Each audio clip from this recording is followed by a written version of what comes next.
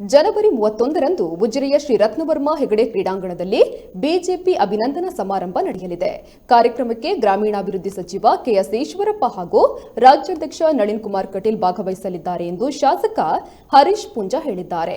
ಶ್ರೀ ರತ್ನವರ್ಮ ಹೆಗಡೆ ಕ್ರೀಡಾಂಗಣದಲ್ಲಿ ಪೂರ್ವ ಸಿದ್ಧತೆ ತಯಾರಿಯ ಬಗ್ಗೆ ಪರಿಶೀಲನೆ ನಡೆಸಿ ಮಾತನಾಡಿದ ಇವರು, ಉಜಿರೆ ಶ್ರೀ ಜನಾರ್ದನ ದೇಗುಲದಿಂದ ಸಭಾ ಕಾರ್ಯಕ್ರಮ ನಡೆಯುವ ಸ್ಥಳಕ್ಕೆ ಬೃಹತ್ ಮೆರವಣಿಗೆ ನಡೆಯಲಿದ್ದು ಸುಮಾರು 10,000ಕ್ಕೂ ಹೆಚ್ಚು ಜನ ಭಾಗವಹಿಸುವ ನಿರೀಕ್ಷೆ ಇದೆ ಎಂದು ಹೇಳಿದ್ದಾರೆ.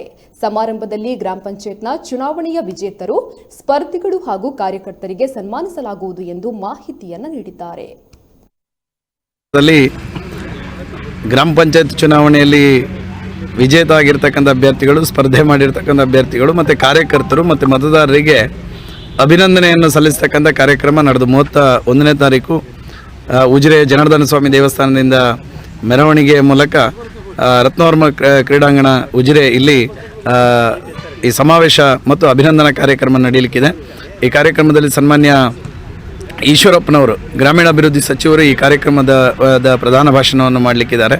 ಅದ್ರ ಜೊತೆಗೆ ನಮ್ಮ ರಾಜ್ಯಾಧ್ಯಕ್ಷರಾಗಿರ್ತಕ್ಕಂಥ ನಳಿನ್ ಕುಮಾರ್ ಕಟೀಲ್ರವರು, ಉಸ್ತುವಾರಿ ಸಚಿವರಾಗಿರ್ತಕ್ಕಂಥ ಕೋಟ ಶ್ರೀನಿವಾಸ ಪೂಜಾರವರು, ನೂತನವಾಗಿ ಈ ಜಿಲ್ಲೆಯ ಮಂತ್ರಿಗಳಾಗಿರ್ತಕ್ಕಂಥ ಅಂಗಾರರವರು, ಅದೇ ರೀತಿ ನಮ್ಮ ಜಿಲ್ಲಾಧ್ಯಕ್ಷರಾಗಿರ್ತಕ್ಕಂಥ ಸುದರ್ಶನ್ರವರು, MLC ಆಗಿರ್ತಕ್ಕಂಥ ಪ್ರತಾಪ್ ಸಿಂಹ ನಾಯಕರವರು,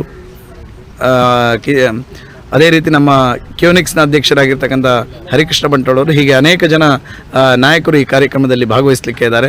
ಸುಮಾರು 10ರಿಂದ 12,000 ಕಾರ್ಯಕರ್ತರು ಈ ಸಮಾವೇಶದಲ್ಲಿ ಭಾಗವಹಿಸಲಿಕ್ಕಿದ್ದಾರೆ. ಈಗಾಗಲೇ ಪೂರ್ವಭಾವಿಯಾಗಿ ನಗರಾಲಂಕಾರದ ವ್ಯವಸ್ಥೆಗಳನ್ನು ಕಾರ್ಯಕರ್ತರು ಬಹಳ ಭರದಿಂದ ನಡೆಸ್ತಾ ಇದ್ದಾರೆ. ಈಗಾಗಲೇ ಅದಕ್ಕೆ ಬೇಕಾಗಿರ್ತಕ್ಕಂಥ ಪೂರ್ವ ತಯಾರಿಗಳು ಈಗಾಗಲೇ ನಡೀತಾ ಇದೆ. ಯಶಸ್ವಿಯಾಗಿರ್ತಕ್ಕಂಥ ಕಾರ್ಯಕ್ರಮ ನಾಡ್ದಿನ ಕಾರ್ಯಕ್ರಮ ಆಗ್ತದೆ. ಆ ಮೂಲಕ ಒಟ್ಟು ತಾಲೂಕಿನಲ್ಲಿ ಮುಂದಿನ ಜಿಲ್ಲಾ ಪಂಚಾಯತ್, ತಾಲೂಕು ಪಂಚಾಯತ್ ಚುನಾವಣೆ ದೃಷ್ಟಿಯಿಂದ ಅಭೂತಪೂರ್ವವಾಗಿರ್ತಕ್ಕಂಥ ಜನಬೆಂಬಲ ಮತ್ತು ಅನಭೂತಪೂರ್ವವಾಗಿರ್ತಕ್ಕಂಥ ಕಾರ್ಯಕರ್ತರ ಉತ್ಸಾಹವನ್ನು ಹೆಚ್ಚಿಸ್ತಕ್ಕಂಥ ನಿಟ್ಟಿನಲ್ಲಿ ಈ ಕಾರ್ಯಕ್ರಮ ನಡೀತದೆ. ಇದೊಂದು ಪ್ರೇರಣಾದಾಯಿ ಕಾರ್ಯಕ್ರಮ, ನಾಡಿನ ಕಾರ್ಯಕ್ರಮ ಆಗ್ತದೆ.